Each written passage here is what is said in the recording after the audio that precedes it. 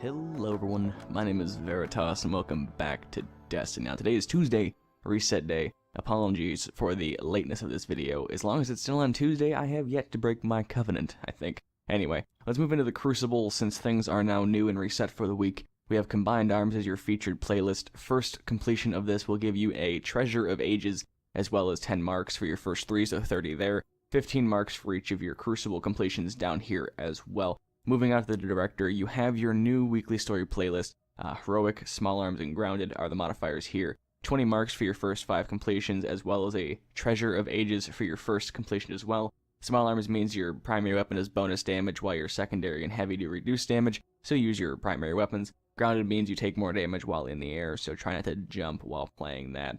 The Siva Crisis Heroic playlist has Specialist, Chaff, and Airborne. Specialist means your special weapon is bonus damage, while your heavy and primary do reduce damage. Chaff means you have no radar, and Airborne means you do more damage while in the air. 10 marks for your first 3 completions, as well as a Treasure of Ages for your first completion as well. So there are your 3 boxes right there. The Nightfall this week is the Will of Crota, or Omnigul. Very fun, not really.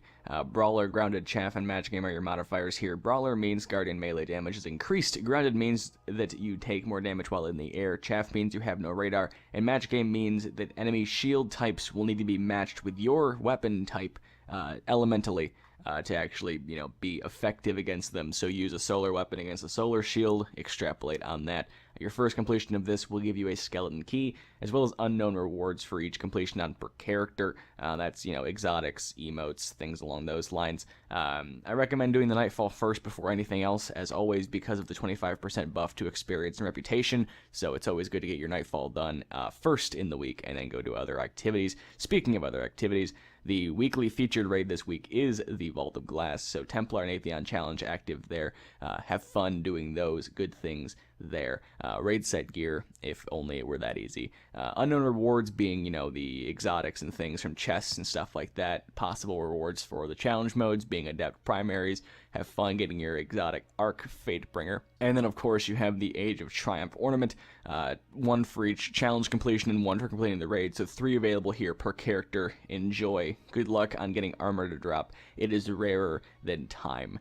Alright, moving into the Reef this week, head to the Vestian Outpost and talk to Petra Venge. She has some bounties for your completion if you've done the Queen's Wrath appropriate nonsense. While you're there, talk to Varks as well, get your Elder Sigil and your Prison of Elder bounties. Once you've picked up all of that, head back out to the Director and head to the Challenge of the Elders. Your modifiers here this week are Specialist Trickle and Super Kill Bonus. Super Kill Bonus means you get more points for your Sigil while doing super kills offensively, so things like Tether don't count. Specialist means your special weapon does bonus damage while your primary and heavy do reduce damage, and Trickle means that your abilities never really come back. So enjoy that. I would not recommend it this week, especially with Trickle and Super Kill Bonus together. Bad combination. But Legendary Engram there, as well as 30 marks for your first 3 completions. Have fun with that if you choose to do so.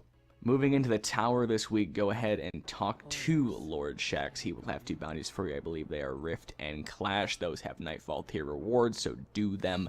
While you're there, talk to Commander Zavala and get your 3 Vanguard Elite weekly bounties, the Sunrise of which can get you the year 3 exotic sniper rifle Icebreaker. And once you've done all of that, the last thing we have to do this week is head to the Iron Temple, talk about the quests and bounties here, and open our Triumph boxes, because those are the only reason we're still playing the game, right?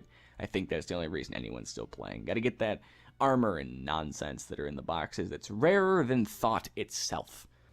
Alright, here we are in Fellwinter Peak. Go ahead and talk to Shiro 4. He will have a couple bounties and a quest line for you. The bounties are worth a lot of reputation, especially with the Nightfall buff. They're 500 without, and with it, it's about 638. So I recommend doing the Nightfall first, as always.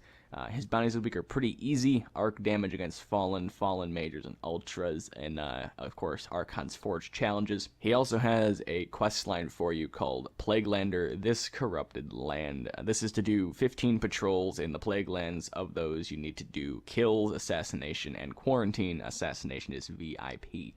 So go do that. You'll get 1,000 rep and a couple legendary engrams, things along those lines. Very easy quest line. It's a little time consuming, but it's definitely worth your time if you're hurting for some of those reputation gains. the last thing to do is talk to Tyra Karn. She is the archivist here in Felwinter Peak. She will have a quest line for you. Oh, that's interesting. She'll have a quest line for you called Artifacts of the Iron Lords. This is to kill things in the Plague Lands. So basically, while doing Shiro's quest and his bounties, you will complete Artifacts of the Iron Lord and receive a Iron Lord legacy token for purchasing the artifacts here. So Iron Lord's legacy tokens can be used to buy her artifacts, which do special things. This week she has the memory of Temur, the memory of Radagast, the memory of Gellion. Immediately I'll recommend the memory of Gellion. It's very good for Crucible. Keeping your radar while aiming down primary weapons is very useful. It used to be a perk on an exotic helmet for the hunters, but now everyone can do it with an artifact. So buy this one if you don't have it. The other two you can skip on. They're not very good.